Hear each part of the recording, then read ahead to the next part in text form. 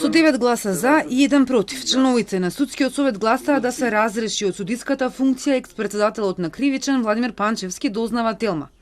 За Панчевски се водеше постапка за неисторично и несовесно работење, а од летоска беше и суспендиран од работното место. Тој е обвинет и за злоупотреба на службената положба за распределување на предметите преку АКМИ системот. Ова одлука е донесена на денешната седница на точка која е затворена за јавност.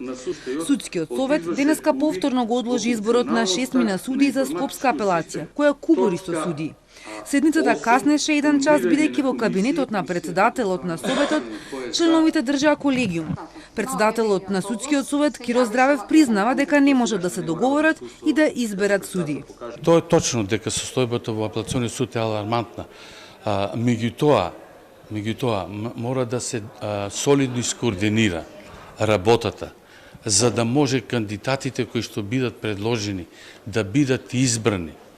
Бидејќи ако кандидатите кои што се предложени не бидат избрани, ќе треба постапката целосно повторно да се повтори. Стотина судии од цела држава конкурирале за Скопска апелација, меѓу кои голем број судии од Кривичниот суд кои подолго време водат предмети на СЈ.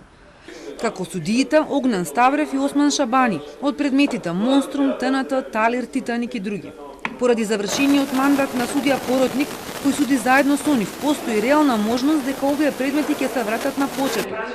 Одговорноста за менеджирањето на предметите е кај судот, вели Здравев. Значи, треба да го солидно изменеджира предметот. Се да провери, за да не дојде до развлекување на постапката.